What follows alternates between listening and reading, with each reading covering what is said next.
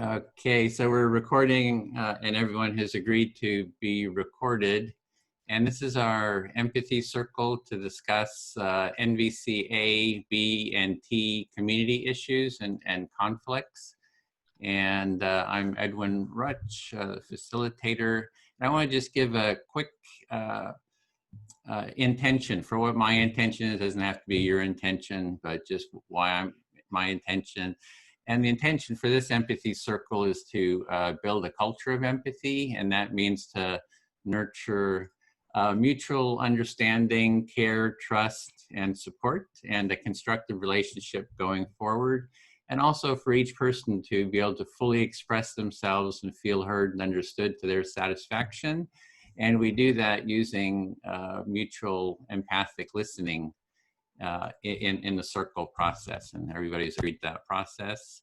And so maybe we can just quickly start with just your name, maybe where you're located. And like I said, Edwin Rutch, San Francisco Bay Area. Richard, would you just introduce yourself? Sure, I'm Richard. I'm originally from the Netherlands, at the moment living in Germany. And I'm kind of, I think, a long-time member of NVCa, also doing some admin work there. And today I also joined NVCa. NVCa, oh, hope we didn't lose you. Well, we shall continue. I'll mention that, yeah, like what your relationship, oh, you broke up a little bit there. Oh, okay. The last part, you said something about NVCc or? I also joined NVCc today, actually. And the reason why I'm joining this call is that I sense that there is some potential of connecting people, where I also see that kind of Facebook in itself, the Facebook groups are just not facilitating kind of certain interaction. In a way, kind of Facebook is still in its essence kind of a sensation machine. It creates sensation. And I'm very curious kind of if we can find some ways to augment that there will be a little bit more healing and a little bit more empathic connection. So that's okay, great. James, you want to just introduce yourself, maybe a short comment? James, I'm in New York. I was kicked out of all of the NVC alphabet groups in April of 2018. And I have been dealing with, I've been thinking about that and around questions of banning for a few years now. And I do think that this structure can help create, like Richard is saying, connection, and I'd like to support that effort. Thanks. Chris? Chris Hartstein. I'm in Baltimore, Maryland, and I think I'm in a whole bunch of NVC groups, and for the most part enjoy that. And I don't enjoy when I see people leaving or being banned, or just in general, the NVC community not being able to handle conflict. So I wanted to support people being heard. Great, and thank you. Do you go Nellie or Nellie? I see Nella, but you go Nellie by short. I'm Nellie from Germany. I discovered NVC in April 2019, and for maybe some month, I've applied for becoming a member of NVCa, and just a couple days ago, it was finally allowed to join. But I haven't engaged a lot there yet. But I've seen some conflicts, and I'm also, like Chris says, I really want to contribute as best as I can to look at conflicts and learn from them. Okay, so we're going to be using the empathy circle process, which everyone here is familiar with. For anyone watching this, you can go to empathycircle.com for kind of the more in-depth explanation of how the empathy circle works, as well as in the chat, whatever the description is, there'll be a link to it as well.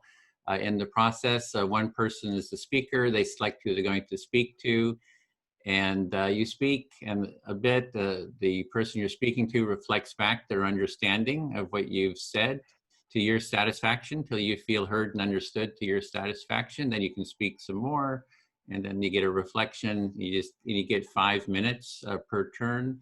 When your turn is up or you have nothing else to say, you can say, I feel fully heard. And then it's the listener's turn to select someone, and you do the same process. We go around for the time allotted, and we have about 2 hours for this.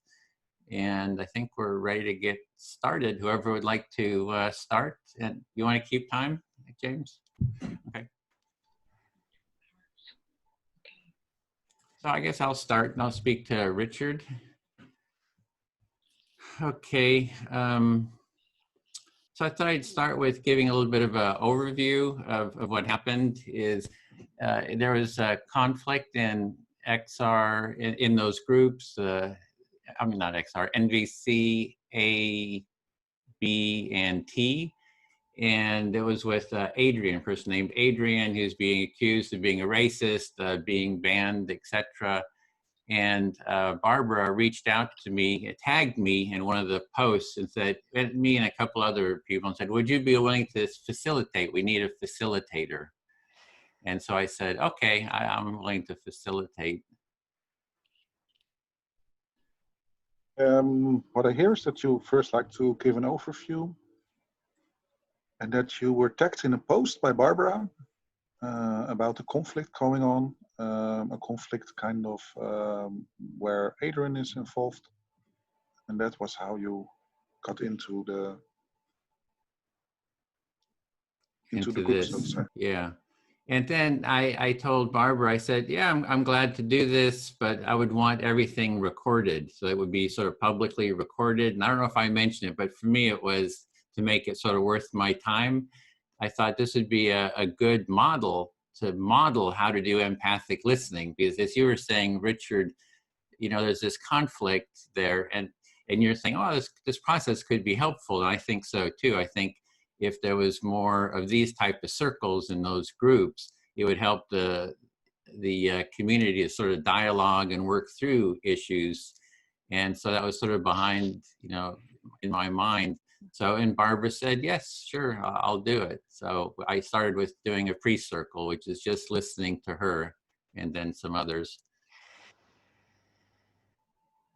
Here's that you remember asking Barbara if the thing could be recorded, and you remember she said yes. And then I also heard that you were willing, and also kind of in a way, I'm not sure if that's the right word in English, but kind of enthusiastic, like providing your skills and your process to resolve a conflict. And for you, recording also has the benefit that it can be shared. So, you know, if the process works, or if the process, or maybe also if the process doesn't work, that you can show kind of people later who were not on the call, like, hey, this is what went on. And, you know, as an example, also as a way to, to share the method that you have. Yeah, and yeah, I think that what we're doing here is really the way forward. You know, mutual empathic listening. I know James has had all kinds of conflicts, and he's kind of come around to the empathy circle. You know, and we just kind of, you know, he attacks me and criticizes me, and I just say, come, let's do an empathy circle. I think we become friends. You know, so. I really have a lot of trust and faith in the process, and it's all based on empathy, which is what, you know, NVC is all about. It's all based on Carl Rogers' empathic listening. You know, Marshall Rosenberg got it from him, and it's all the same thing. It's total just people listening to each other, and so I have a lot of hope in it, and kind of wanted to share that, you know, with the group. When you tell, I can see not only your face, but also your eyes are smiling. And there is some joy also in describing your relation with James. And also, yeah, hearing that there is this joy in spreading listening to each other, and that empathy circles are kind of a crucial element in that. And so I did some pre-circles. Chris was one of the participants that did the pre-circles, and I posted those, and it seems like all hell broke loose. And the pre-circle is just offering listening to someone. All I did was listen. I didn't even have any opinion, no nothing. I just empathically listened, which I think is another, supposed to be a NVC, value. And then just all, then it's all complicated. There's just so much, just Ray and Eric just kind of really went crazy, seems to me, just about, this shouldn't be public. It's bad if it's public. It's like, it's going to be misused and everything. It's like as if the people who are adults can't make their own decision. They have to make the decision for them. It just seems a little weird to me. So I think my time's probably almost up, but. Exactly. Thank you. Okay, I just get that last reflection. Yeah, last reflection. So what I hear is that your voice goes down. I also see you're shaking your head.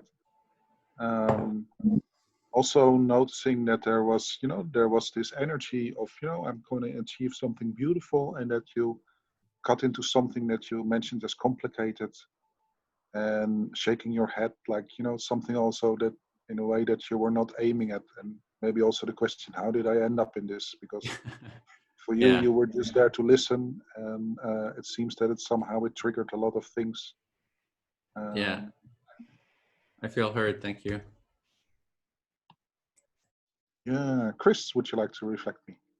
Sure. Yeah.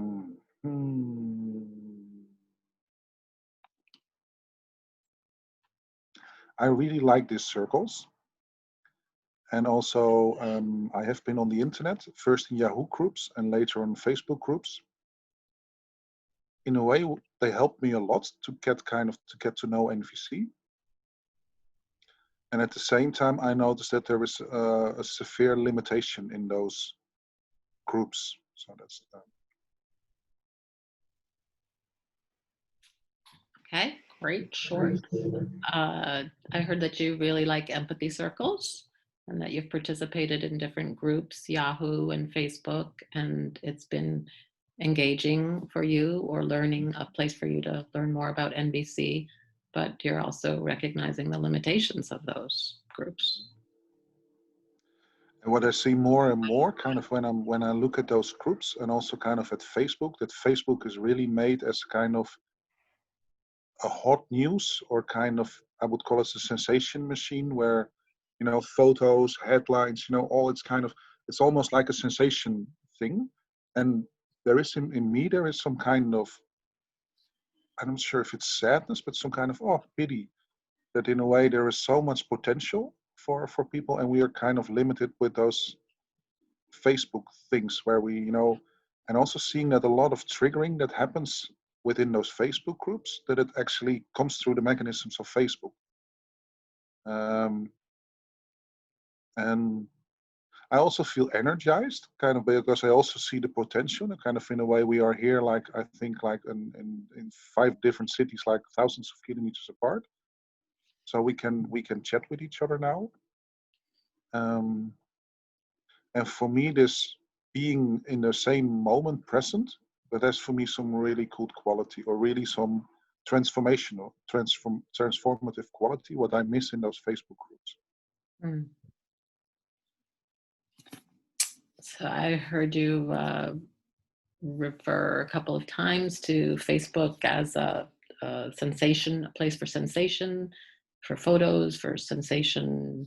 I called it a sensation machine, and that there's you see triggering there, and that there's a little bit of sadness that comes up for you because you see the great potential for connection, perhaps, and then you also see all the triggering and the discord. So being here with technology, being in the present moment with us now is energizing for you? Yeah, and also seeing people. I noticed that myself, kind of, if you see people, kind of, my jackals are way less than when I'm sitting behind my keyboard and, no photo. I Right. can remember that from the past. I had a neighbor who was kind of rather noisy in real life situation. And I noticed kind of I was really annoyed. And at some point I discovered if I just look out of the window and I see him, then a lot of tension already, because I see a human. And that's also one of the things that I really like about this. We see each other's humanness here. Mm-hmm. And in Facebook, we're triggered on words without, it's kind of, yeah. So this is my celebration of Zoom as an empathy foundation or empathy infrastructure. Yes, yes, yes. So in that, I'm. It's ironic, actually. I'm hearing the joy in seeing faces, and the recognition that your jackals come up so much less when you could see faces, including when your neighbor is noisy and irritating. If you just look and see your neighbor, then you see the humanness, and it's settling. And yeah, seeing Zoom as a place for empathy, or an excitement over the tool of Zoom to have empathy. No.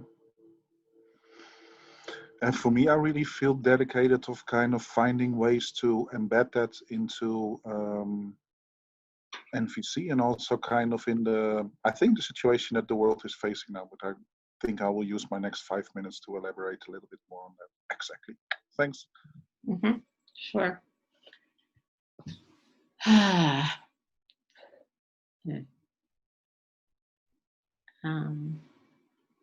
Cornelia? I can listen. Okay.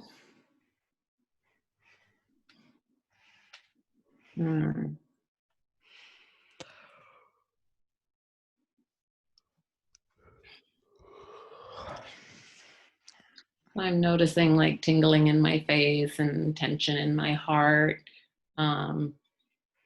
as my mind is, first I wanted to say ditto. I ditto everything that I believe. I'm on the same page with Edwin, on the same page with Richard. Just, yeah, kind of I think I spoke to it, the irony of Facebook with no faces. We don't get to see the faces. We don't get to see the smiles and the expressions. And yeah, my early experience with Facebook, it was, I thought of it as a training ground, like and it probably was I've been doing NVC for about 7 years. So it might have, those might have gone alongside each other, and just, hearing a hot topic, or, spending an inordinate amount of time crafting a response to somebody's message that had activated my emotion, and needing to step away. And then, yeah, so I really kind of, I think I kind of used Facebook as a training ground to do my own self-empathy, recognizing what was going on for me, for the most part anyway. But May yeah, want to pause for a second to sorry, yeah, reflect. pausing is, I'm still learning the pause. Thank you. Okay, Chris, I hear that your face is tingling and your heart feels tense a bit.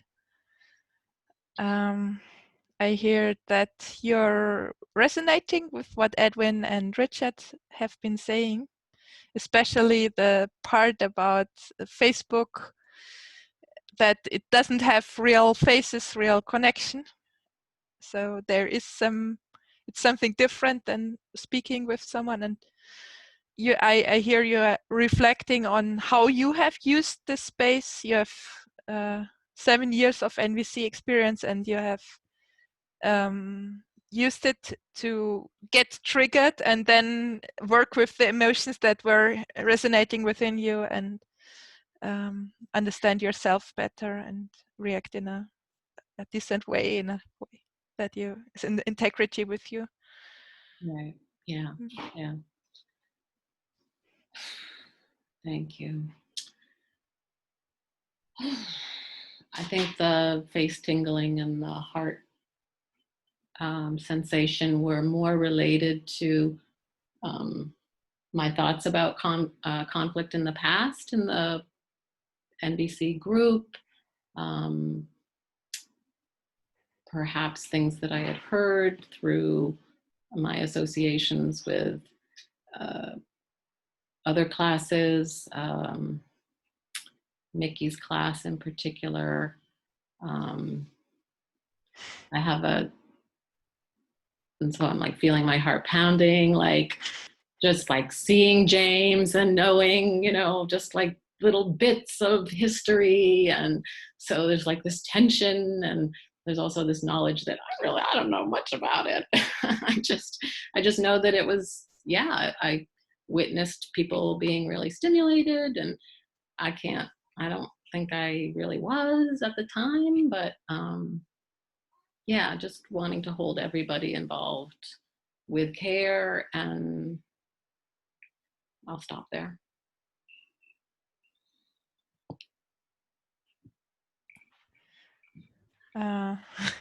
We're distracted. It's hard. My partners, with my baby, my son, but they are leaving. Yeah. So I heard that the tingling and the tenseness came from your memories of past conflicts which you have witnessed and or been part of, kind of, especially with Mickey Kashtan, where you have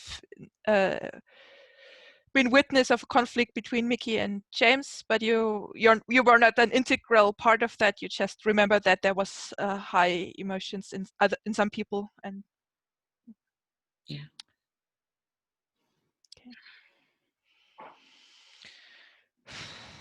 Saved by Bell.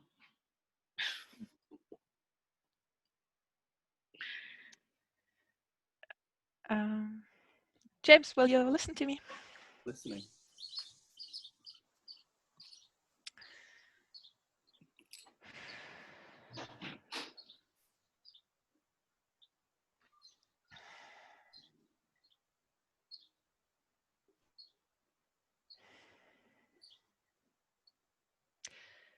Yeah, I'm a bit sad that we have such a huge homogeneity in this call. I would really love to have some people here who hold more differences, who are not resonating with everything that's said so far, and because I would love to understand better what's going on for them, and I hope I'm grateful for the recording of this call, because maybe those people or some of the people will use the opportunity to watch this recording and understand better what's people here are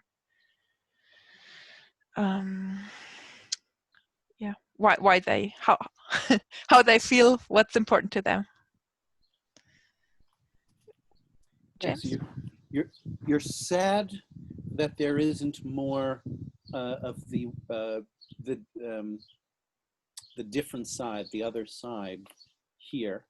You see this is a homogeneous group that is in harmony, and you'd like to find a way to bring in different voices, different perspectives about the situation, and you're hoping that the video will enable some exchange of knowledge.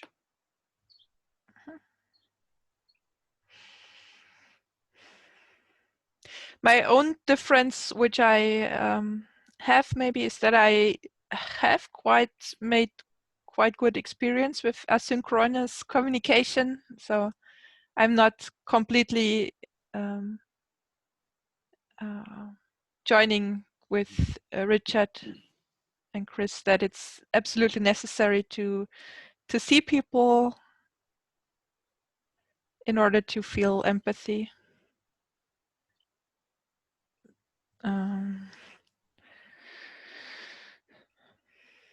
Yeah, the difference you're identifying, one difference is you've had success with asynchronous communication, even without voice and people's video and face. You've connected with people in a meaningful way. Mm.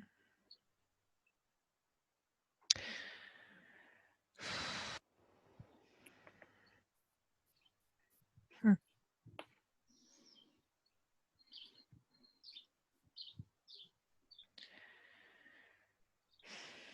Yeah, and I share in a curiosity about the conflicts that are present. I'm not so much aware of them. I want to learn more about them, and maybe others can talk about them. You'd like to learn more about the specifics of the conflict and hoping that maybe people can talk about some of the specifics who have direct experience with it. Mm.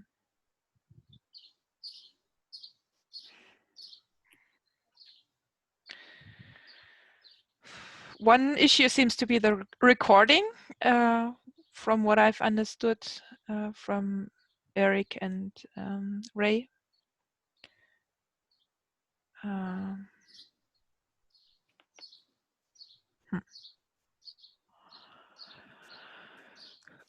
One aspect in the conflict between Edwin and Ray, maybe. So, and I'm on Ray's on Edwin's side, so again, it's difficult for me to just bring. I don't want to theorize about what might be difficult for the others. It feels wrong somehow.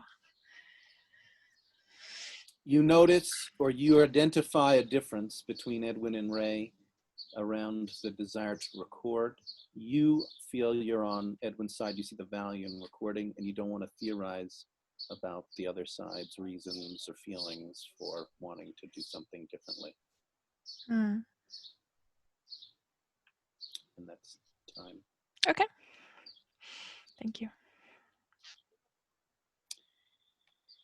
Edwin, would you listen to me? Mm-hmm. Listening. So,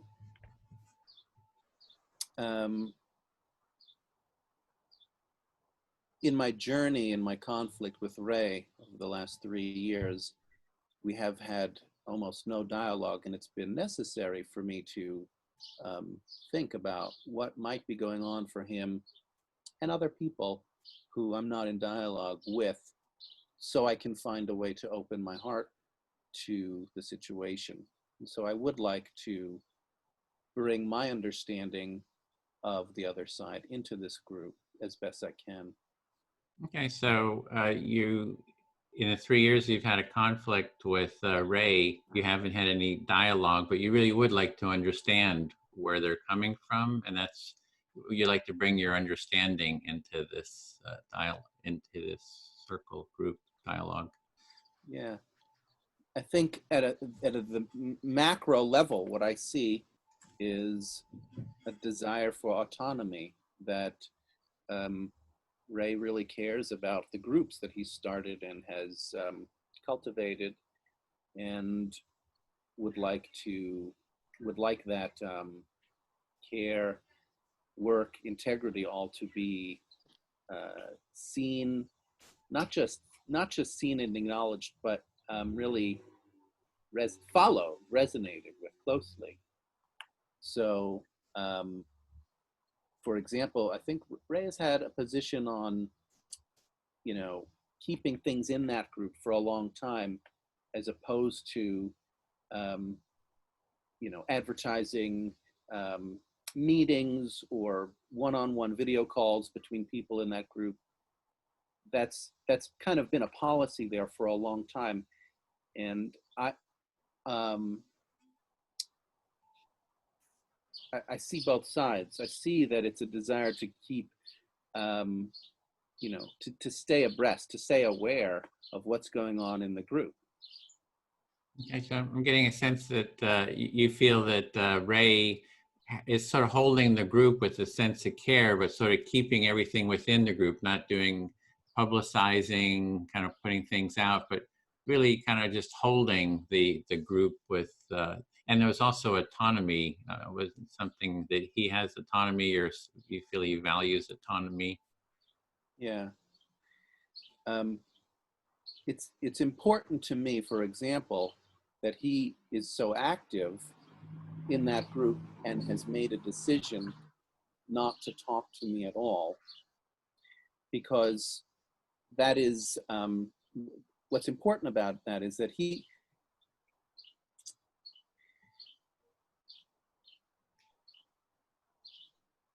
not just Ray, but anybody who's in a conflict wants to have a sense that they're putting their energy into something constructive. And that's the whole purpose of excluding people or ideas. There's something about that feels problematic, and the autonomy relates to being able to make decisions about where I put my attention and energy and where I don't. Mm-hmm. So what I'm hearing is that having a sense of autonomy, you want to be able to put your energies where you feel it's going to be productive, or you can decide where to put your energies, and you want to do it in a productive way. And if there's people who are causing conflict, that's not productive, and maybe let's not put energy into that. Right.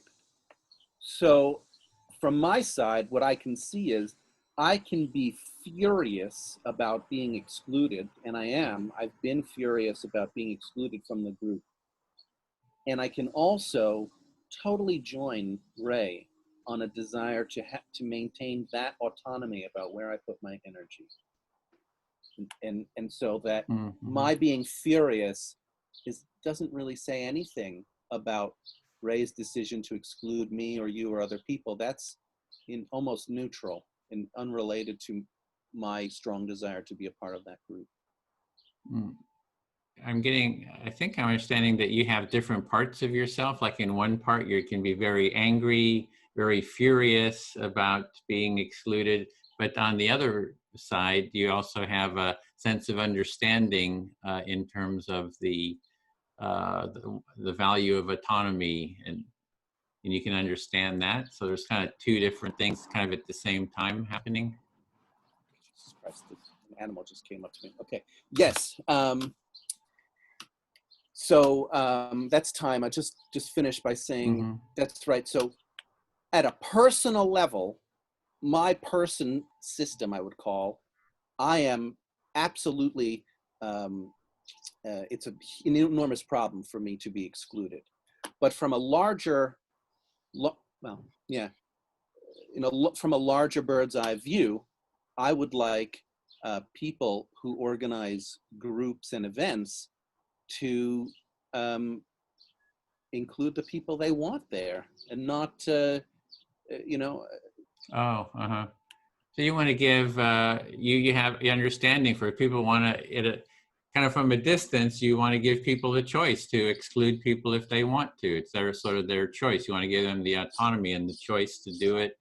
And but it's painful or uncomfortable to be excluded at a sort of a personal level too. Yes. Thank you. Okay, well, I'll speak back to you then. Okay. So I was quite surprised, that by posting these pre-circles and inviting, Ray to take part, that there'd be such a reaction, such, like kind of anger about that. And it was quite surprising to me, actually.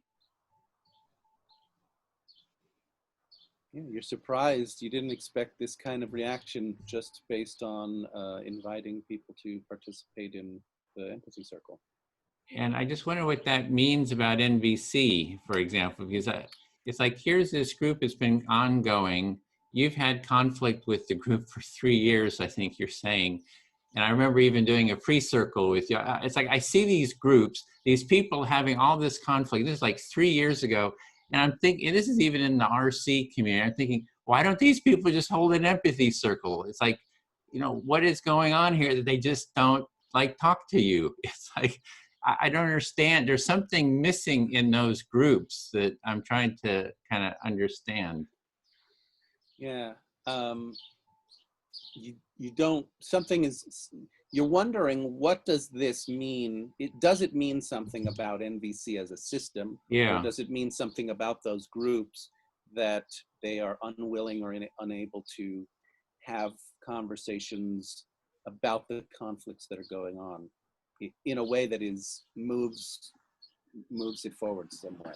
Yeah, even like, I don't know how many years ago you were in that conflict, and I finally said, okay, James, can I just listen to you? And I did a pre-circle with you, and which you then had said, well, why didn't you do more? It's like, I'm just, what do you want me to do? I can't do everything.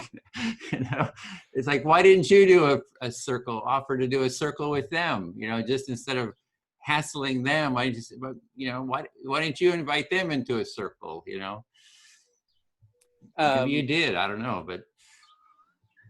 So, yeah, you remember that that you, at 3 years ago, you did a pre-circle with me. And then I recently complained and said, why don't you do more? Why don't you, and you're saying, why didn't I invite or start a circle and invite them to it? And maybe I did, and you don't know about it. Yeah.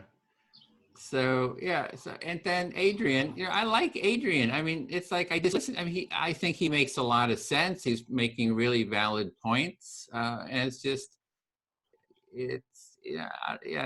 listening to him was a pleasure, so I didn't understand. And that was sort of my intention. I think it's kind of like Richard saying that, Facebook has all these conflicts and in these groups. And if empathy circles were just a component, like that's what I'm actually trying to do with this here. Let's start a weekly empathy circle for the group. And then if that was sort of ongoing, issues would come up and then they'd kind of get addressed, I think. So I think it would be much more effective for those groups. You're thinking, kind of riffing off of what Richard said, that having a component that allows this level and quality of engagement on a regular basis would then, you could funnel some of the things that are going on into a space where it would be dealt with in a different way. And so you'd like it to be a series.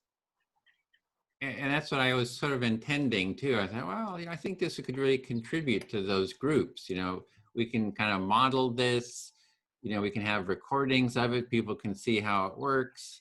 Later I'll mention, the instructions for how to do it, and then they can kind of just do it on their own. So that was sort of in the back of my mind. So your intention was to kind of seed the idea into the group where they could do it. You could go over the basics, and then maybe they could take it over and just have it be an aspect of the group that would contribute. Exactly. And then the other part, it's this issue of it being publicly recorded. It's like, somehow, why is it such a trigger for Eric and Ray that it's publicly recorded? It's like they want to protect somebody. There's somebody that they want to protect all these people who aren't smart enough to make their own decisions, it seems to me. It's like, you're not smart enough to decide if you want it recorded or not. It's like, we have to make this decision and protect you. So I think, and I think you got to kind of give people their choice to be, they're adults, and everything's explained in advance, and let people make their own choice and their own mistakes. So on this issue of recording and the decision to record, it seems like Eric and Ray want to make that decision for people in the group. And your thought is that people in the group are adults, and if you don't give them that choice, something's wrong with that, or that's problematic. That why are Eric and Ray taking on this kind of caretaker role in relation to everybody there? Yeah, protector. I think it's kind of like it's the drama triangle, right? It's victim, victim, perpetrator, rescuer. You know, they want to rescue all these people. Like, you know, they don't just empathize with them, just listen to them. I think that's the direction, the key. So yeah. That last dynamic is this you call it trauma triangle: victim, perpetrator, and rescuer. And you think that if people just engaged and listened to each other, it could undo that dynamic. Okay. Nellie, would you listen to me, please?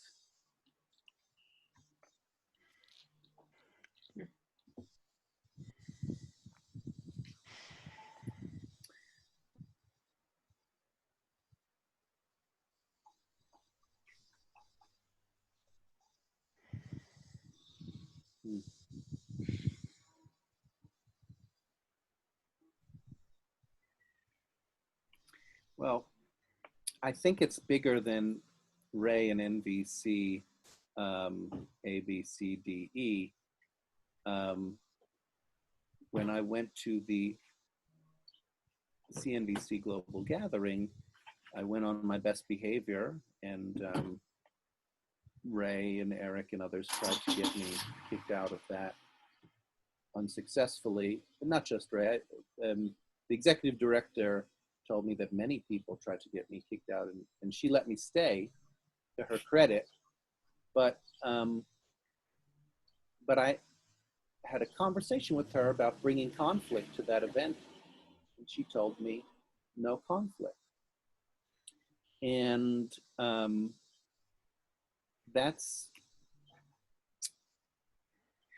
I think that's problematic. I think that's, if at the highest levels there's a sense that conflict is not allowed, well then what does anybody expect to happen? First of all, I don't think you can. What's going to happen is the conflict's going to be there, and it's going to be below the surface. And so, you know, I towed the line. I didn't bring any conflict. But I think that that's very problematic, because it's not like there are other places to have conflict, and you keep the meat preparation in the kitchen. You don't bring it into the bedroom. It's like there's no meat preparation place. There's no place where the conflict can get worked out, and the can keeps getting kicked down the road. So that's why you have people, you know, with steam coming out of their ears, and people getting excluded and scapegoated, like Adrian or me or Saber or Edwin now. And it's only going to go in one direction. Once you put the lid on a boiling pot, it's going to explode.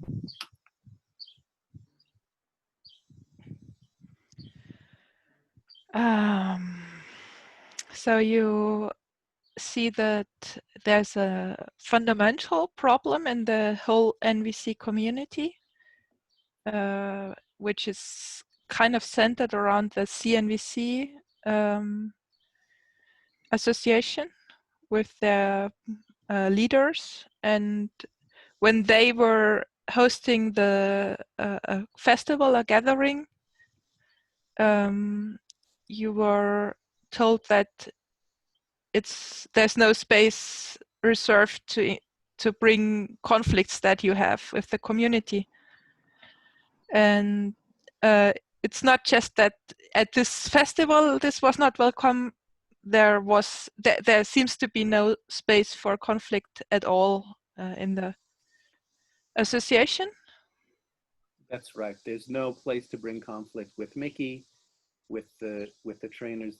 It just doesn't exist. If you try to bring it, people retreat and remove you. I've been removed in the last 2 or 3 months from I don't know, 30 different events and groups. Yeah, I sometimes get angry, I sometimes curse, and there is a history, but there's an attempt to use that history as a justification to continue in the same direction. And I'm just one person, so I can't. I've been working very hard at trying to keep tabs about what's going on for 3 years, but it has spiraled to such a large thing that I'm really just watching it happen now.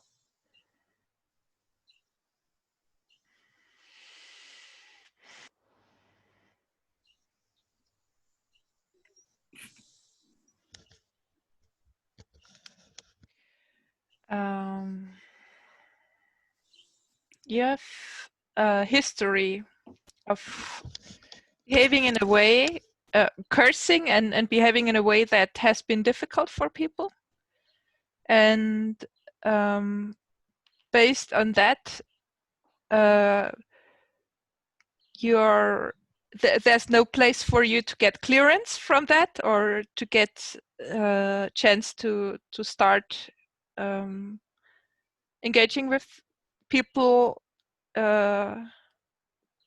That's right. I've been designated a kind of non-person by Eric and Ray, and so there's no, I can settle it within myself, but I can't engage with it in that with them.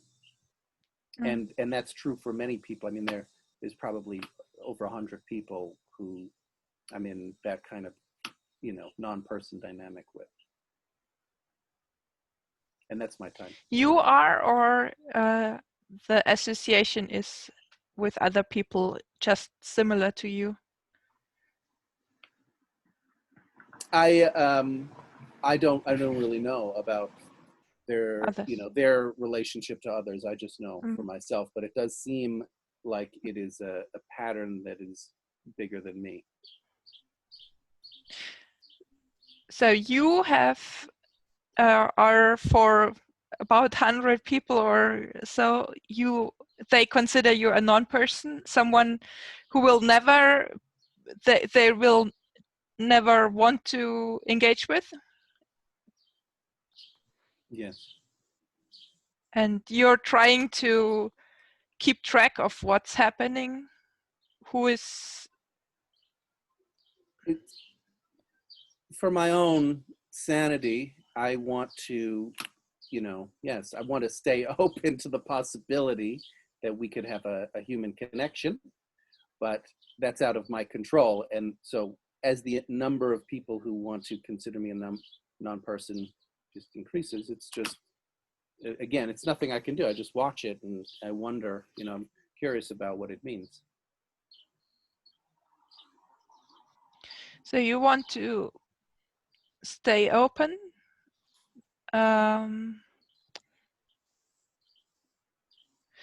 to the possibility that there will be a change in this motion and this tendency, that it's your... That's it. I'd like to stay open to what's going on. Yeah. Okay.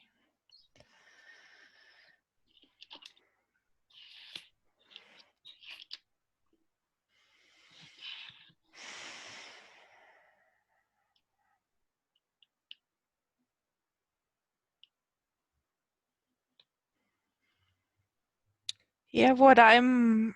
So who are you speaking to? Oh, sorry. Yeah. Richard, do you want to listen? Okay.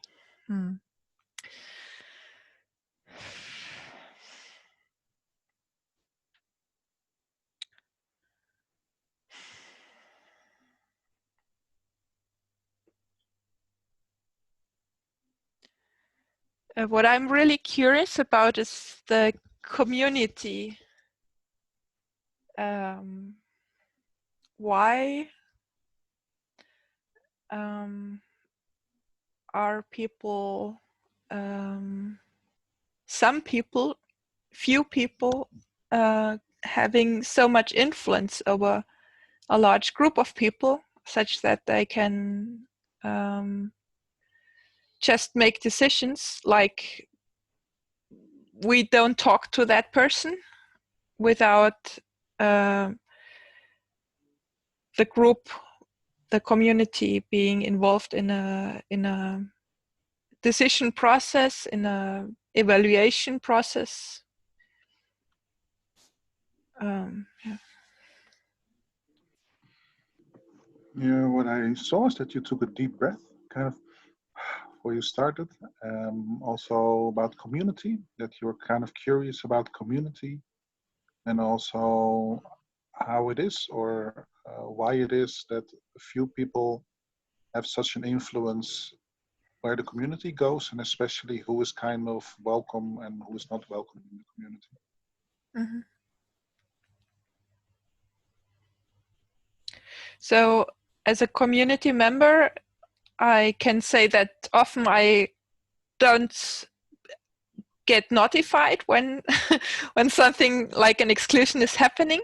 So me getting to know James was some lucky coincidence, and if I wouldn't have known him, I would probably never have heard that he was excluded from several spaces. So and yeah, that's this uncertainty which I also have with James was saying he doesn't know how many other people are sharing his fate, and I also don't know.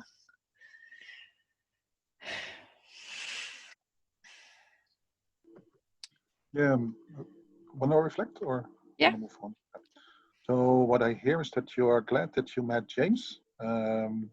As through James, you got to know that there is also kind of within the community, there is this people who are being expelled out of the community, and that you normally wouldn't get that information. And that also hearing that for you, that's kind of, it's important information. And it also affects the quality of being member of a community by getting kind of clarity who is welcome and who not, and who is actually being expelled or banned. Yes, I have a belief that if a group has not just one leader or a few leaders, but really, truly, every participant feels responsible for the well-being of the community, then it's much easier to integrate people. Bridget? I also hear some reflection that there is kind of, if more than one person is responsible for who is welcome and who is not, that there will be more balanced, and that there will be also that it depends less on one person, but that it kind of, yeah, something I hear something like balance or.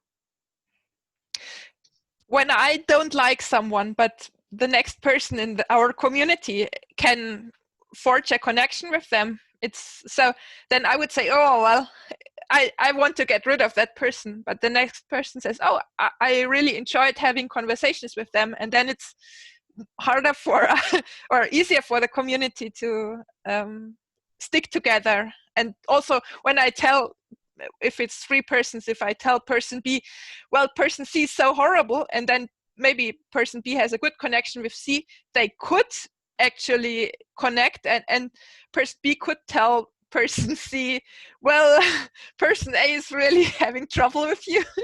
So can we do something against that?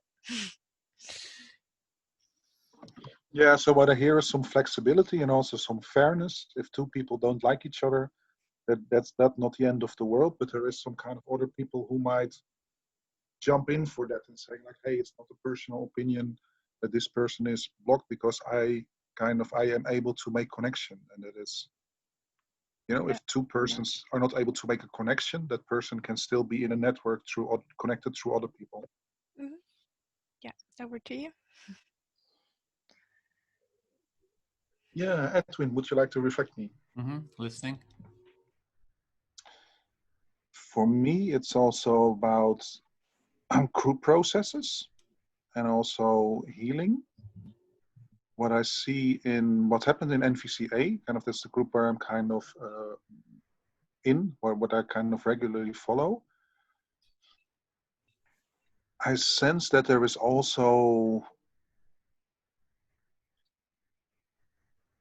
people coming with verletzungen, kind of with hurts, with kind of people who are hurt. Also that it's not always kind of a personal thing, but it's kind of, I would call it a system thing, you know, kind of you know, systematic suppression of women, people of color, authority in general. And there is where I notice Facebook groups are just not the thing to handle that. That's kind of, they're so inadequate at that point. So you're noticing that in NVCa that a lot of people are coming with sort of personal issues of trauma, like, authoritarian issues, a lot of pains that they have, and that context of Facebook just is really not designed to support those, issues, struggles. Yeah. And I noticed for me, kind of when it comes, I would call it healing, you know, kind of healing requires some people holding a container, kind of where you can say like, hey, it's safe here. I can express myself. If I express myself, you know, and if I open myself up, people will stay with me till the end, and they won't leave me halfway. You know, and also in a way, if I'm in pain, there is nobody who is just gonna poke a little bit more, you know, because they're also in pain. These are kind of qualities that I think healing requires, which we cannot offer at Facebook. Mm-hmm. Kind of Facebook doesn't allow that, you know, kind of also with the sensation mechanism, you know, if somebody triggers something, it gets likes and it gets on top of the thing. And if I would lead kind of a healing circle, I would say, hey, you know, I would focus at other things. Also seeing that it's not always a personal thing, kind of, if, you know, if people get triggered, I think there is also kind of, we'll call it system constellation or family constellations. There are a lot of things going on that go beyond the individual. And at the moment, how I see NVC is that it's still kind of saying like, it's your feeling, your need, have a strategy, you know, and you can solve it yourself, and maybe you need some help. And I see that the things that kind of, that caused the most triggers and the most unease in NVCa, they were more system things. It was not somebody saying like, hey, you know, I have this feeling, I have a need, can somebody help me? And people say like, no, you are not allowed to. So, you know, it is things where system energy got triggered, you know, male, female, white lives matters, black lives matters, all lives matters. You know, these are things that are collective. And I'm saying it again, collective healing and Facebook groups just doesn't fit together. So you're saying that the trauma is sort of a systems related pain and trauma, and that it's NVC. Maybe one problem with NVC is it's more individualistically oriented instead of thinking of the relationships in the system. And on top of, and this healing also takes, sort of presence. You got to be really present with people, and you got to stay with them throughout. And that, again, you were reiterating that Facebook is more like, headlines, more of a, I don't know I can't remember the word, but conflict, almost stimulating people. So it's not really, this Facebook is just not designed for as a healing space. Plus NVC has some issues with systemic healing. Mm-hmm. And, some people asked here in the group, like, why is this not recording? I think this not recording also has to do with that aspect. That kind of, in a way, there are several people saying, like, in a way, if we hold a container, if we hold a container in this group, we want to provide some safety to people. And that's one of the strategies is kind of saying, okay, no recordings. If it's the right strategy or not, that kind of, but if it's about understanding, it has to do with providing a container where people can express themselves, where they feel safe. And feeling safe is a personal thing. You cannot force that, or you cannot.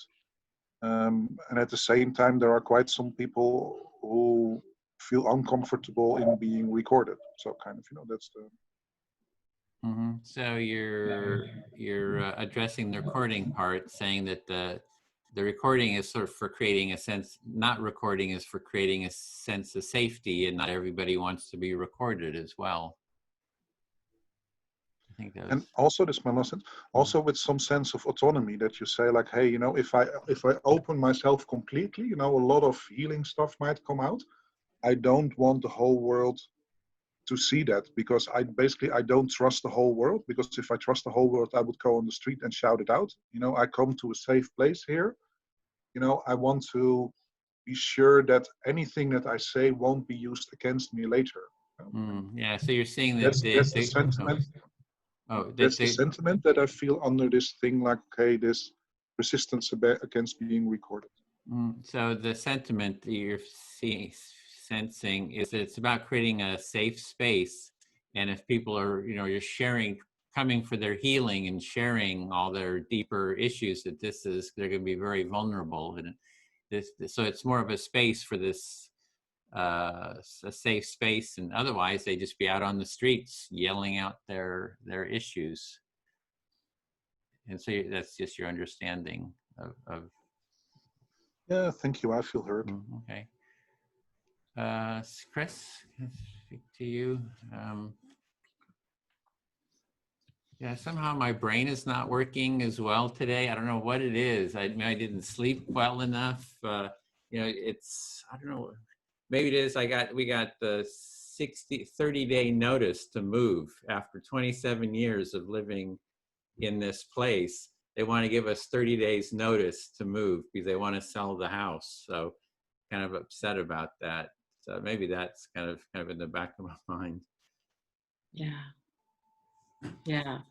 I'm hearing that your head's not really in it today, and maybe that's because you just heard this rather shocking news that you got 30 days notice after you've been someplace for 27 years. Yeah.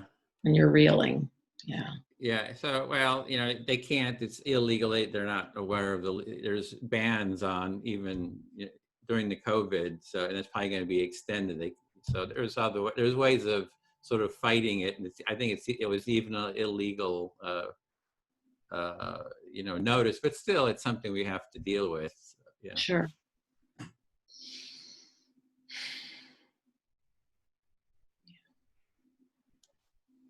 So maybe just reflect that last part. Yeah, sure.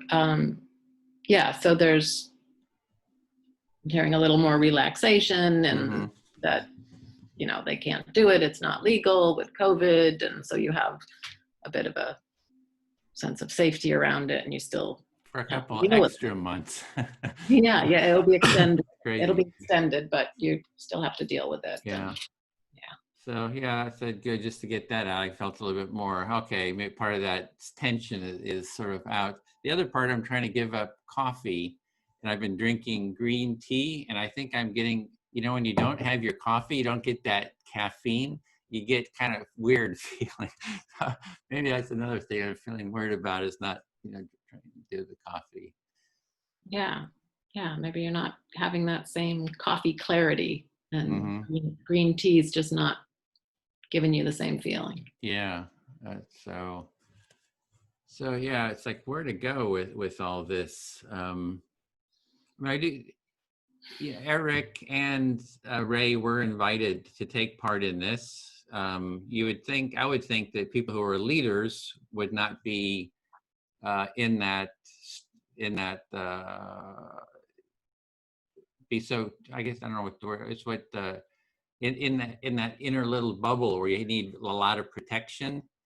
So I would think that, you know, if you're leading, you gotta be kind of like, you know, you gotta have some grounding. So it's kind of odd. I mean, I know Ray, I've known him for years, so I'm quite surprised about that, because I mean, I think he's like teaching and everything else. So yeah, we weren't really I kind of just opened it up for anyone that was interested. I wasn't like forcing anyone to take part in an empathy circle. It's like, if you want to take part, and this is the agreement, and, you know, if you want to or not, it's sort of your choice. Yeah, so in that I'm hearing surprise or maybe disappointment that Ray and Eric are the leaders, that maybe having an expectation that a leader wouldn't be in a bubble of needing safety for this sort of thing, and that they might participate. You had just opened it up to anyone, and yeah, you were hoping for their participation. And I can understand, being recorded and it being public, if you're not familiar with it, there's, some anxiety about that. I've just done so many of these years and years of public recordings. It could be I'm just so familiar with it and so at ease with it, just everything's out there that I just don't have that same sort of, and I can see if when you're first starting out, it can be a bit nerve-wracking. I have some understanding for that too. Yeah. So for you, being recorded doesn't stimulate any discomfort. You're really used to it. You've done it for years, and maybe wanting to acknowledge that for others, it might be more difficult, more challenging. And I think it's also that I believe so strongly in what we're doing right here. It's Mm-hmm. like if we can just create this container, we follow some the minimal, simple rules. Over time, given enough time, all these things could get worked out. So that's my sort of deep faith, and also it's based on just a huge amount of experience. So and it's like, yeah, and doing it out in public, let's just get the whole world do empathy circles. Right. Yeah. So underneath the disappointment is your huge faith in this process, and the belief that if we just got everybody together in this safe container, we could come to agreements, we could move through things. Eventually. Given enough time, yeah. So, yeah, I feel heard with that. Yeah. Did I hear you say you feel heard? Yeah. Okay, good. Whew. Well, a lot came up for me as I've Who are you been speaking to? Oh, sorry.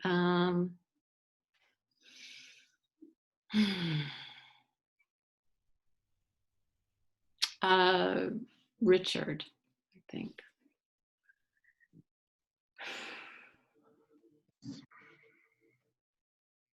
Yeah, so it's interesting in that choice. I was thinking of speaking with, directing to James, but anyway, so a lot came up for me in particular when I was listening to James, thoughts of trauma, and you spoke to some of them, experiences of trauma, wanting to protect members of a group, wanting to protect oneself, the impact versus intention, and I should probably stop there.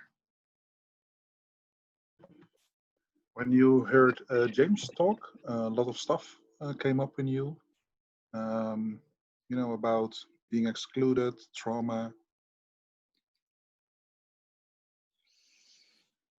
Yeah, and a lot of understanding and compassion for leaders.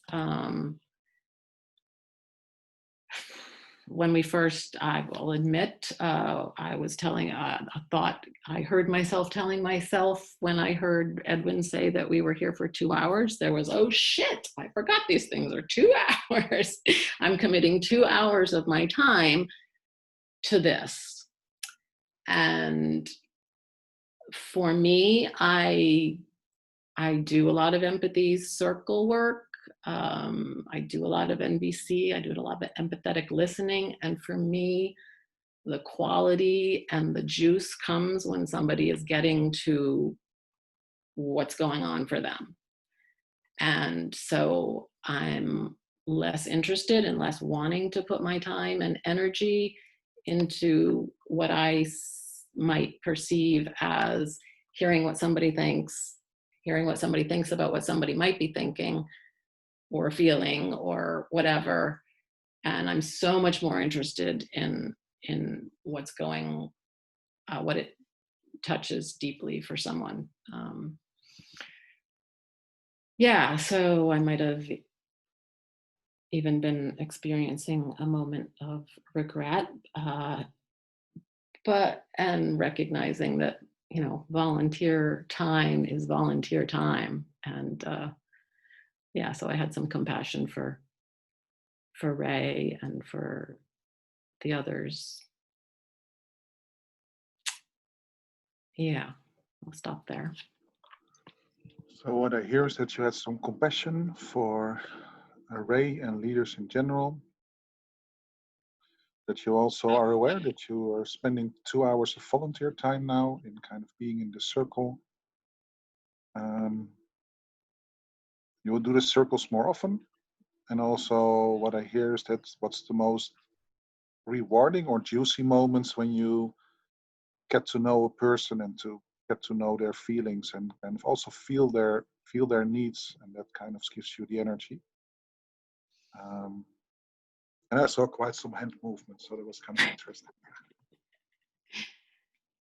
Yeah, just to clarify, it's more, more energetic resonance when somebody hits the need for themselves, when they are in touch with how today's life is touching them and why, and being able to move through their emotions and have more understanding around it. Yeah, and and so some words, even when Edwin was sharing earlier, were a little triggering for me. The phrase "smart enough," and I think he was just sharing that maybe people aren't smart enough to know whether or not they want to participate in a video recording. And I guess I'm, kind of putting myself in that category. I'm kind of like, yeah, what the heck? I did it before. Nothing bad happened. And I'm getting recorded more and more in trainings maybe. And what's the big deal? And then, and then there was like just a deep knowing that there's no way I'm going to share what I could share in this group because it's being recorded. And so again, that is like a pro con of whether or not I would spend my time doing this. So it was just a recognition. Yeah, I'm not smart enough. And I made my own mistake, perhaps, except I don't believe in mistakes. So isn't that awesome? I take full responsibility for being here. So what I hear is that you were triggered by one of the sentences that Edwin said, like that people might not be smart enough. And that also, that triggers you also regarding your own time now, is what I heard. Also being aware that this is recorded, probably. And also hearing that you take full responsibility. And I could also see some empowering in that when you said that, kind of physically, like, yeah, I'm kind of, okay, I did this, I'm here, I'm gonna stand by what I decided. Yes, thank you. I feel heard. Yeah, James, would you like to reflect me? Yes, I'd love to. Yeah, I would like to share some life of an admin of an NVC group. So kind of, you wake up in the morning and you check your messages and you see like, oh boy, something happened again. So last night, since I'm in Europe, kind of if the Americans go crazy, I found it out the next morning. And there is like, 5 reported posts where you look through them and you think like, why the hell is this reported? There is nothing. And there are some with that you think like, oh no, why is this again posted? So yeah, that is just, as an admin, that's something that might be your morning. Not every morning, but there are those mornings. You're sharing a little bit of a window into the life of an admin. You wake up in the morning, you get 5 notifications that 5 posts have been reported. You look through them, you think, why are these being reported? And then for some others, you're like, oh, this shouldn't be here, but it's here again. And Okay. And as an admin, kind of, I don't believe in banning people. I first of all believe in contact, so connection. So, I send some messages to people kind of who report posts like, hey, I see that you reported this post. Would you be willing to share a little bit more about, your need or, something? And then sometimes people post back, but a lot of times you don't hear anything anymore from it. And I have to guess what the trigger might have been for this person. So you personally don't believe in banning people. You want to reach out, and so you message them and ask them if they could say more about the reasons why they think the post is objectionable. And oftentimes you don't even get a response from them, and you have to just guess what they are have a problem with. Mm-hmm. Okay. Then I read through the mails kind of most of the time. Sometimes there are threads that have like 100 messages. So kind of, since I'm not reading them full time, kind of there is a thing like, okay, there comes 100 messages. And also seeing that people are really stuck, that in my opinion, people don't take some time to breathe, but it's really like, yes, no, yes, no, yes, no. But then with 20 or more words for the yes and the no, there is some exhaustion, like, okay, guys, girls, can't you just, this is an advanced group, could you not please emphasize yourself and not call daddy admin who's going to solve all your problems, kind of. I do enjoy people in the group standing up, because for me, kind of, it's in the end, it's about, and that's a statement that I really like to make. For me, NVCa, advanced, I don't see the advancedness so much in the posting, but for me, the advancedness is in the listening. It's kind of is really challenging to listen there. And what I see is that kind of people who see it like, okay, that's the advanced group where I can post really advanced requests and really advanced comments. It's not, it's a group for listening. Kind of, if you can listen there, and if you can, stay untriggered, and if you're triggered, kind of deal with that, and kind of at the point also give empathy to the people. For me, that's the advancedness of the group there. So you get some threads that have hundreds of posts. You not reading it all day long. So sometimes you read through. It's a lot of words for really just two people disagreeing with each other back and forth. And you'd like to say, could you like listen to each other, or rather than asking for daddy to come in and solve your problems. And the advanced, what you see as being the quality of it being advanced is not that it's a place to post advanced problems, but it's a place to be advanced in the capacity to listen there. And that if one can be there and listen and not get, not lose oneself, that's the quality that enables one to be there. And also these are kind of moments of joy when I see somebody in the group who is not so active, or or has been some kind of mildly active, standing up and saying like, hey, I can do this empathy, I see two people having a conflict, we don't have to wait for an admin or a moderator to jump in, I can try that as well. And if that works, these are really nice moments for me, that I check through the things like, hey, somebody's trying something here, it's kind of, we do this as a community, and we don't need an authority kind of who will fix the situation, but we are all in this, and and everybody can give empathy to each other. So when I see those posts where somebody jumps in, starts giving empathy, these are really nice moments. Because for me as an admin, I think, oh wow, kind of this, as a group we are growing, our empathic capacity grows. By this person, I'm also jumping in and being part of the empathy capacity, so to say. And so what you really like to see is when people who have not been speaking so much find a way to come in, step up, and then listen to someone. You see that as growing the capacity of the entire group in its listening muscles. And for me, what I also see kind of, okay, I'm gonna make one more thing. For me, that's also kind of related to this for me, it's really a capacity thing. That's in a way that I see there are a lot of people who want to express themselves, but the capacity to truly listen, that needs to be in balance. You know, if you have more people who want to speak up, you also need to have more people who listen, especially if it comes to kind of system trauma or system pain. You know, you need a whole capacity of people who are able to listen.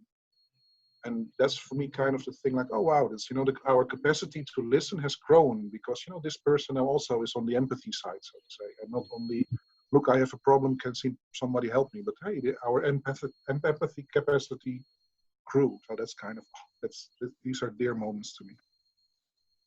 So you like to keep tabs or aware of the balance in the group and ask yourself, is there a kind of, if there's this much of people coming and wanting to be heard, is there kind of a equal amount of capacity for listening to that keeping that in balance is important in maintaining, well, it's part of maintaining a systems awareness for the group.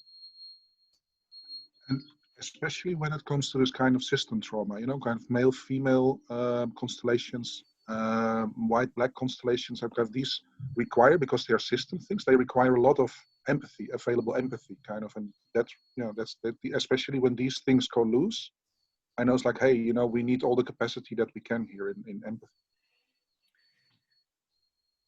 So you want to maintain that balance, especially when the issue is a systemic issue like male-female relations or race relations, that's where a lot of pain comes up, and it's necessary to have a lot of capacity. Yeah, thank you. I feel heard and joyful at the moment. You're welcome, Richard. I'm hearing sort of a high-pitched whine sound. Is that? Yeah, it seems to be coming. There's machinery going on next door, so while I'm talking, it's going to be here. Okay.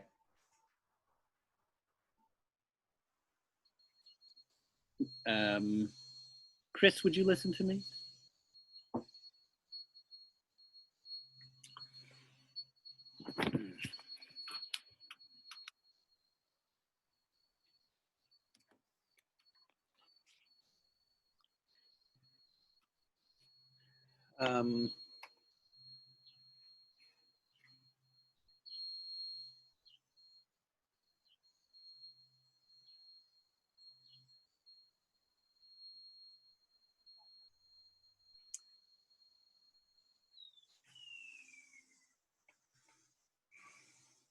I'm happy with this conversation so far. I think it is, like Edwin says, a kind of microcosm of a system that could move this conversation forward. That there's, contrary to what Nellie said at the beginning, I think there's actually a lot of difference here already, that and I find it enjoyable to engage with this amount of difference, because I'm learning. I'm really learning about how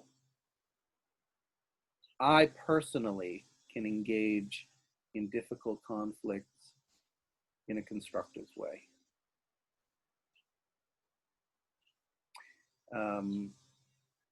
Because, and this kind of harks back to what Richard was pointing to a few shares ago, that there's people are bringing systems issues, and by finding a way for me to engage in this conflict constructively, I learn how to engage in other large systemic conflicts constructively, which is not the same. Me engaging constructively is not the same as me solving the problem or there being a complete resolution to what I think is the problem.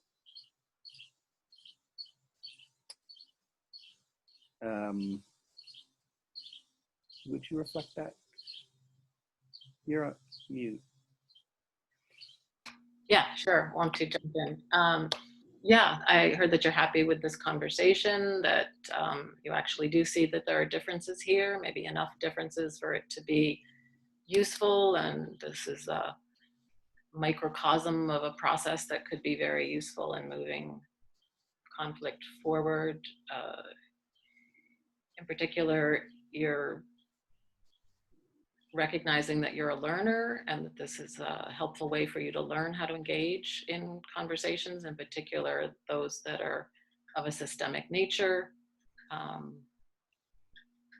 that those are brought up, or that's where a lot of conflict has happened on Facebook, and you're engaging in those conversations is, you're in no way saying that it would be solving those situations. Yeah.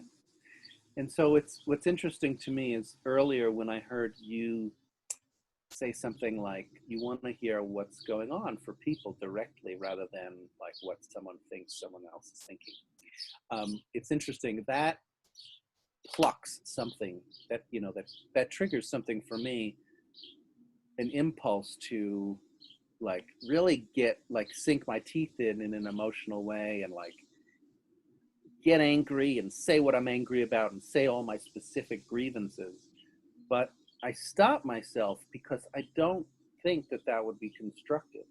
I think that I would have a bit of temporary cathartic pleasure from doing that, but I don't think it would be as constructive as what I see happening now, which is really just kind of inching forward and seeing what is emerging for each of us and seeing how much capacity I have to even just take in the understanding that's already in the room.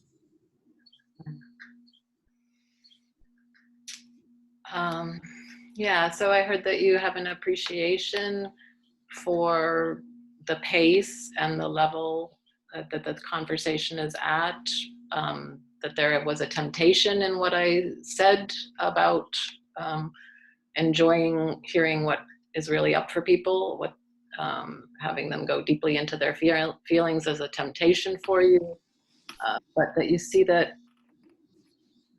or that would maybe give you some kind of momentary release to express angers and frustrations and complaints or whatever.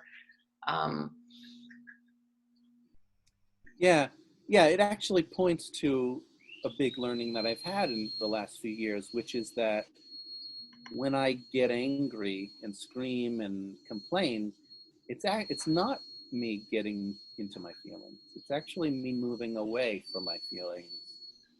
And that's a misunderstanding that has caused me a lot of grief. So it's a celebration that you know, that I am more connected to my feelings now. This is me getting into my feelings, rather than going into an outrage about what I don't like or what things that are happening that I don't want to be happening that are really out of my control. Yeah, sure. So I think I'm understanding that you notice that maybe the anger or the rage is not you or not what your true feelings are, and that you're able to experience more of your true feelings right now in this conversation where you are maybe connecting. Yes, that's right. That's exactly right. Thank you. I feel heard.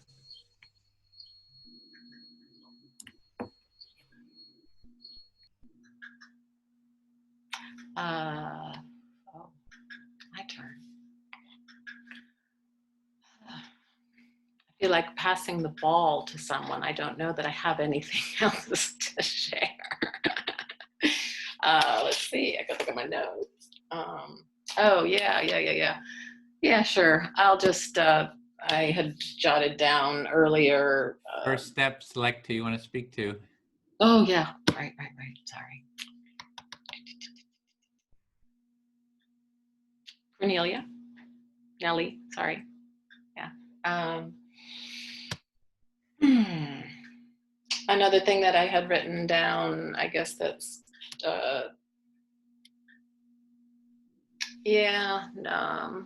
think I was privy to a couple of exchanges, maybe the Maria James, I don't know, maybe I just read what James had said and read the quotes that he had. And so it was like, you know, and it was just, I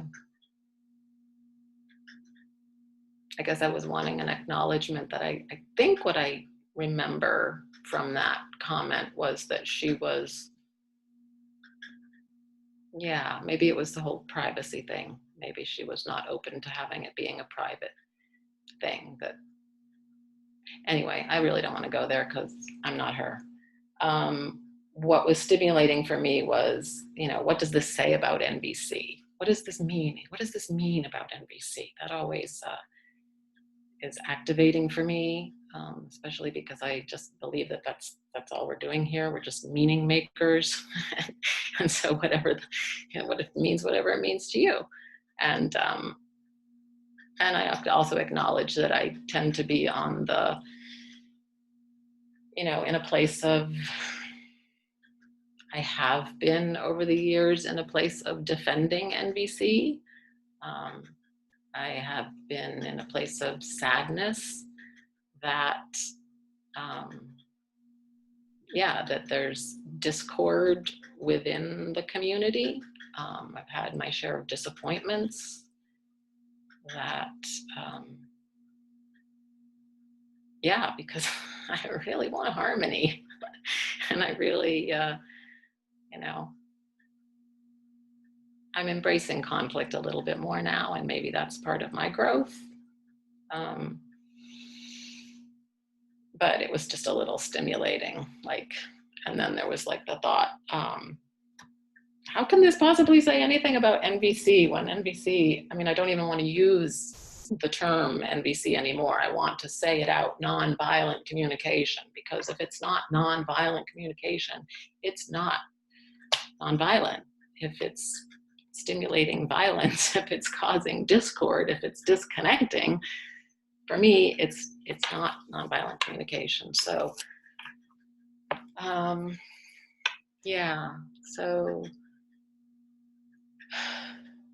I'm a very much a both. Oh, wow, I haven't stopped talking. You want a reflection?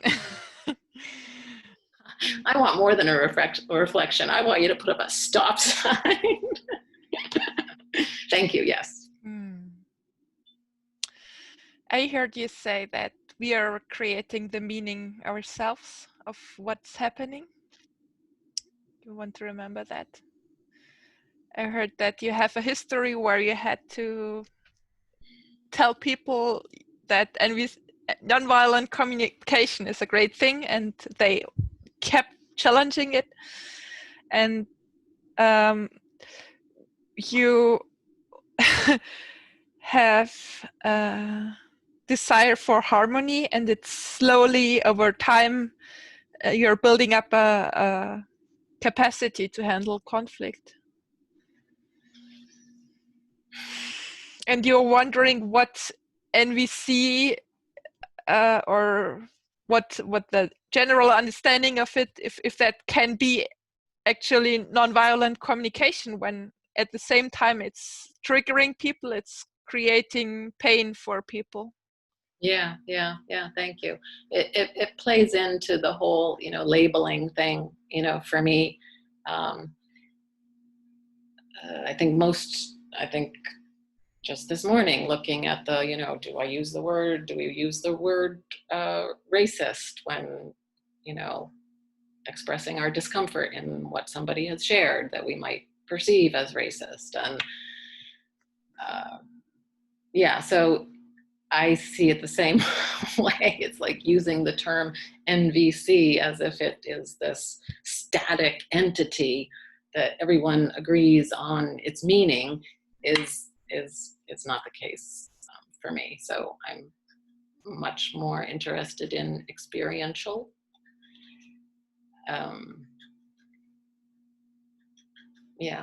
There was something else I wanted to clarify. I I do receive, I can feel empathy and connected with somebody, even if, you know, if it is a Facebook post, and those are the joyful, this is why I'm still on Facebook moments, you know, that it can happen and that I want it to happen and that I want this to happen, these sorts of empathy circles. I was really excited to hear that this is really engaging and useful for James, that he's feeling, you know, more himself or in his feelings. That's rewarding. Makes me feel like I spent my time well.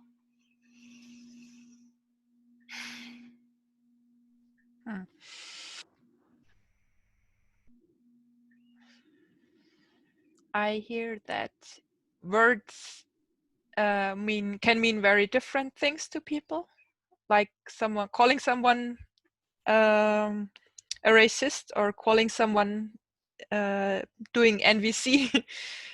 That can mean different things to different people, and it's not a guarantee that the meaning and the experience, the feelings that are linked to each individual person is similar or is really transmitted. The meaning is transmitted to the next person.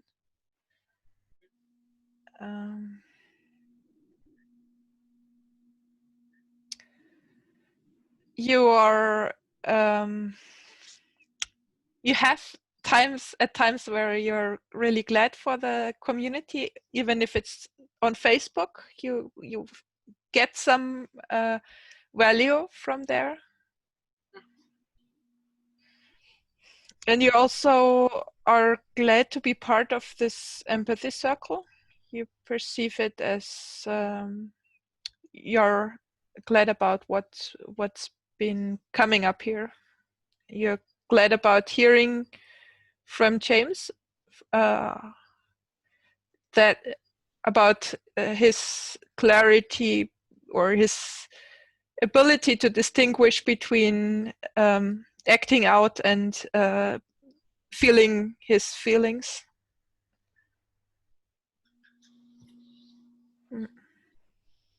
Yeah, thank you. I feel heard. Okay.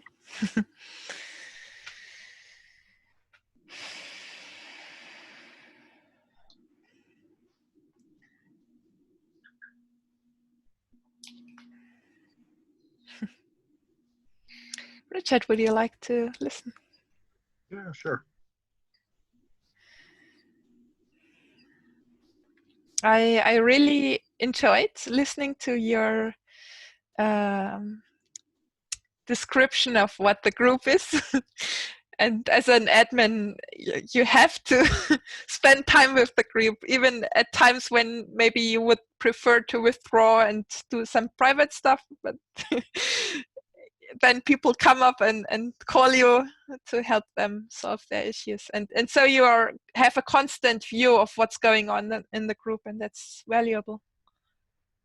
Do you want to? Yeah, so what I heard and what I also saw in your face, that you enjoyed the description, how the group works, and also comment how it is from my perspective being, you know, kind of getting messages.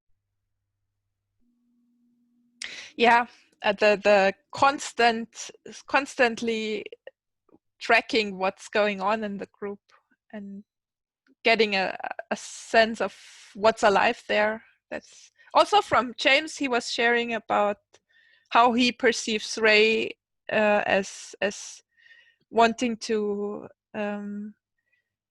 giving a lot from his personal energy, his time, spending time to take care of this group and rejoicing in what's possible there and what people are creating there, and then this instinct to protect that.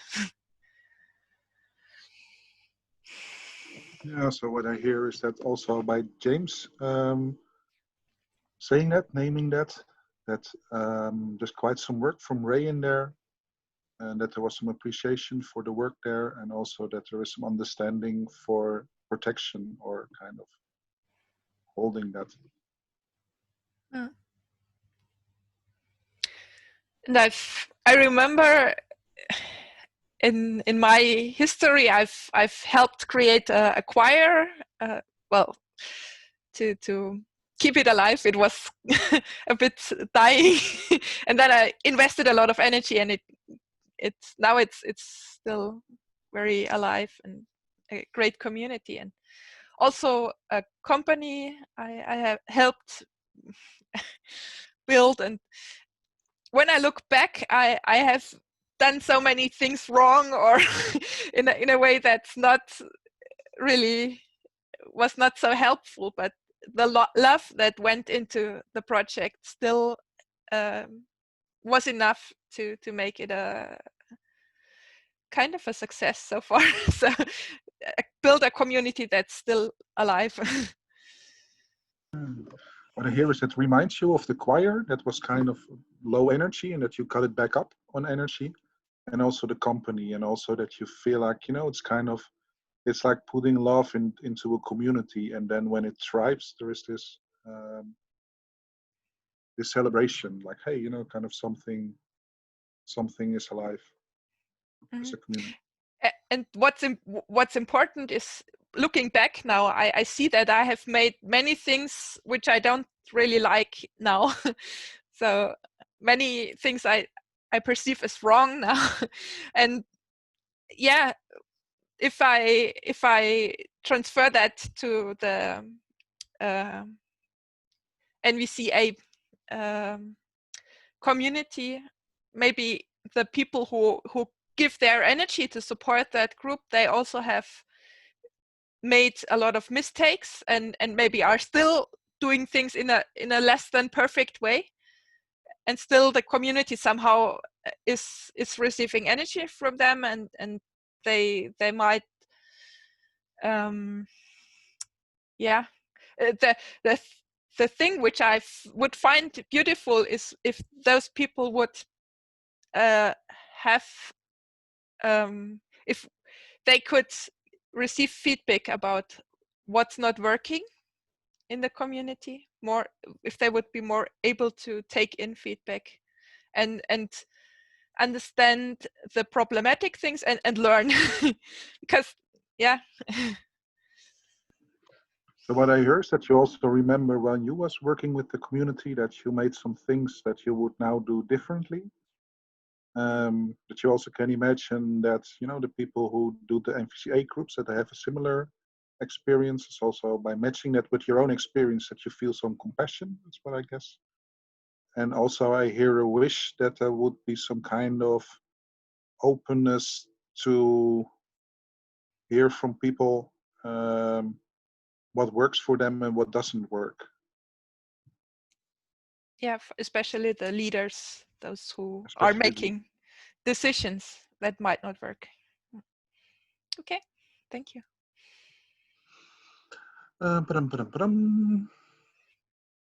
Chris, would you like to reflect?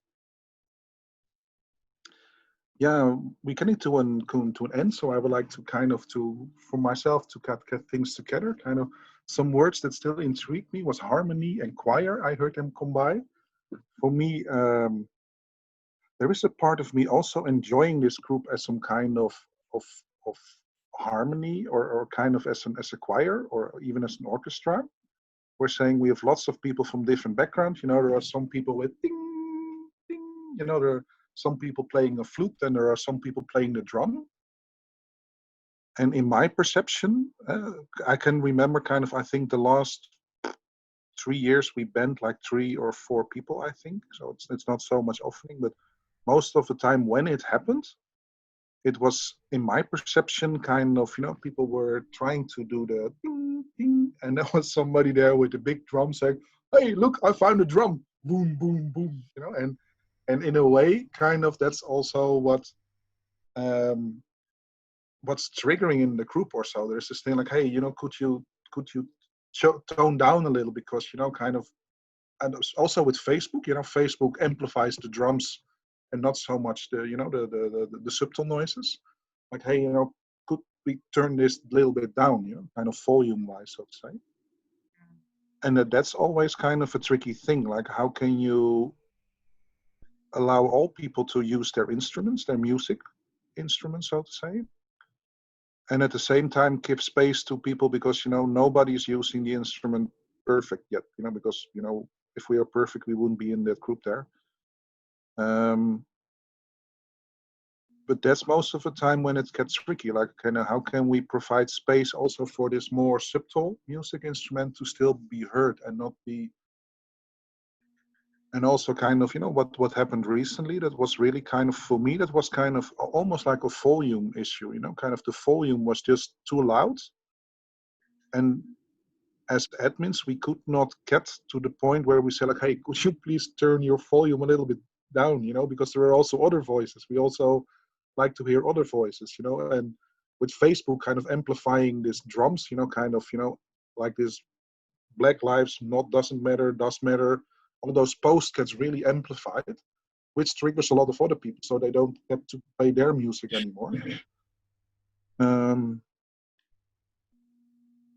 Yeah, so that's one thing that I just wanted to share about banning. And that banning also has to do really with capacity. Kind of, we don't ban people because we don't like them or because we don't like their message. It's more like, you know, the effect of what's happening is too big for the group to handle. You know, kind of what I said for earlier about the capacity, you know, there is so loud input coming, also amplified by Facebook. You know, there is no capacity to listen, you know. And then, you know, most of the time we say like, hey, you know, could you please tune down, which is hard. You know, some people, you know, especially I would say especially the people who play the drum, they found out the drum, they're like, oh look, I have this drum, look, looks great, you know, kind of, it sounds great. Yeah, it sounds great, but, you know, it takes a lot of space, so to say. So kind of, hey, you know, could you please turn down? And then if we come into this discussion like, yeah, but, you know, I just found this drum, I really want like to practice. Yeah, like, you know, you can practice, but, you know, also not here, you know, or more loud. So, and that's most of the time where we run into conflicts that eventually lead to banning or excluding. That we don't get to the point there where kind of we have some common agreement that there is space for everybody, or so there's space for everybody, and at the same time it has something to do with volume or so, or tuning in that sense. And at the same time, I also see that kind of that's really a Facebook related issue, that we kind of, for example, here, like everybody gets 5 minutes, you know, and everybody can do his thing, you know, there's no censorship, or there is no, you know, we have 5 minutes and that's the tuning in that we do.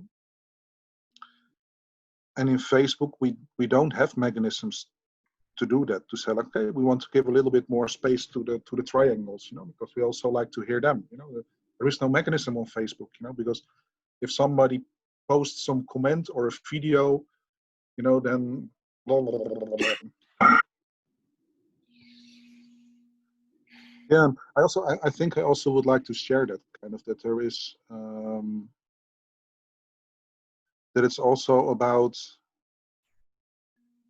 space to practice or so, and that kind of, I would say, kind of, you know, if you have 2 or 3 people drumming, it can literally hold 100 people back from playing with a triangle, because, you know, they cannot hear themselves anymore.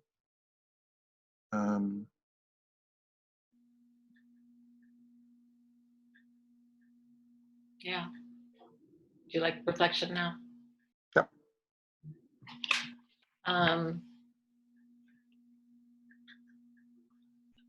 I heard you recognizing that, you know, we're getting towards the end of our time, and to tie it all together, you used a metaphor of where you noticed the word harmony and choir, and used the metaphor of instruments, there being a variety of, everybody has their own instrument to play, and that being an admin of a Facebook group is similar to wanting harmony in the music, and to have, and if there is one person is overly zealous on the drums in particular, it can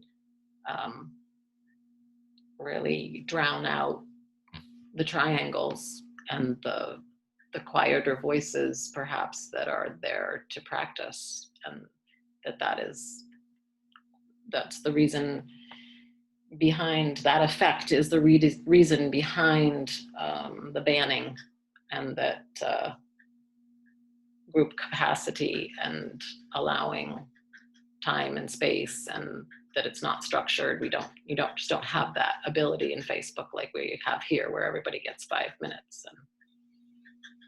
Yeah, and I would also say that it's not so much that, you know, people are too loud, but in a way what I see kind of as a group, we are not able to get this message across. Like, you know, kind of, we really value you as a person, we also value you, but, you know, this message, like, we don't get the beauty of that message over. So it's, you know, and that's where we struggle, and at some point we have to say, like, okay, you know, this is too loud, this doesn't work. And for me, that's also a capacity, kind of our own capacity to deal with this kind of, okay, it's such a beautiful message, but somehow, you know. Right. So there's also an element of that in that, like, you know, kind of, and so, hey, we also want to hear the triangles. Yes. There's I hear a longing, a longing to have just a perfect way to say, turn down your volume that would allow everyone to just stay and harmonize and be heard. And that it's a capacity thing. Yeah, thank you. I feel heard. Okay, well, we're just about out of time. So I just wanted to maybe do a quick, 30-second wrap up from each person. And I'll mention that we'll do this again next week if anyone wants to take part. Hopefully more people other people or same people, if they want to take part, you're welcome to take part. I see this as just the beginning of sort of an empathic dialogue that I hope will be constructive. And I found it constructive so far. Didn't feel quite as present as I would have liked, but I think that's more of a physical issue, etc. So I'm grateful for everyone, for sharing and being here, taking the time. So I don't know, Chris, do you want to go share? Sure. Yes, I've enjoyed it. Gotten a little bit of sewing done as I listen. Time well spent. I appreciate getting the perspective of an admin, very confirming for me that I never want to be an admin on Facebook, and I bow to the service of it. It's been lovely meeting new people, and I would love to see there be more people, familiar names from those groups here in this circle. James, you want to go? Yeah.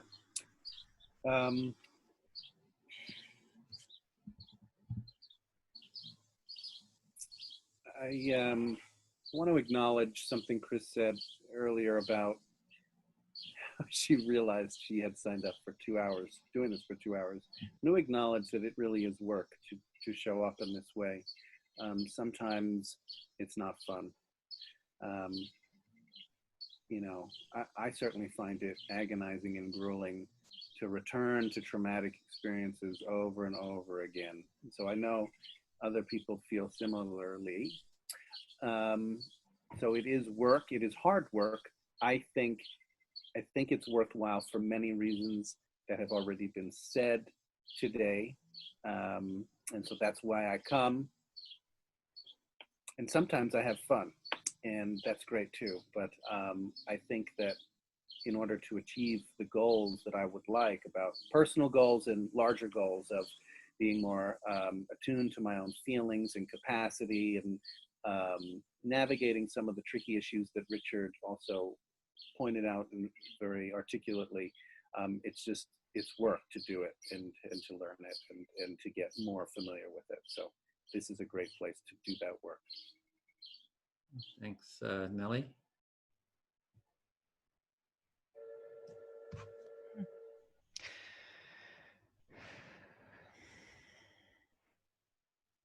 I resonated. I found it very interesting that Richard said it's very few people only who were banned over the last couple of years. And I think it's related to this, the people are not taking on their responsibility as community members.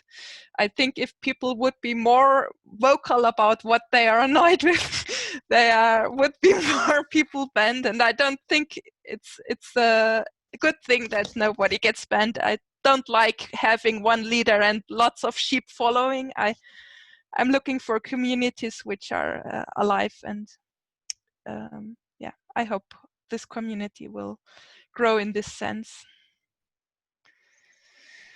Okay, thanks. Richard, you get the last word before closing.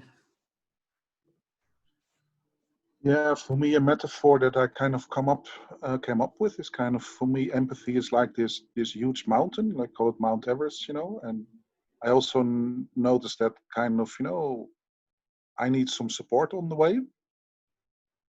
I also see, like, you know, kind of, I have a family, you know, at some point, you know, they won't go any higher because, you know, it's not in their abilities or in their interest, or, you know. And in a way, I found a new community. It's kind of the NVC community. I also feel like, you know, I'm arrived at another base camp. And at some point, I also feel like, okay, I want to move on. You know, I want to explore new things. I want to explore how is it to do system healing? How is it to work with other styles of, you know, collective intelligence, collective wisdom, collective movement, emerging stuff. And for me, there is also this thing like, I love to take everybody with me, you know, kind of, hey, community, come with me. We're going to go one step higher. And at the same time, noticing like, yeah,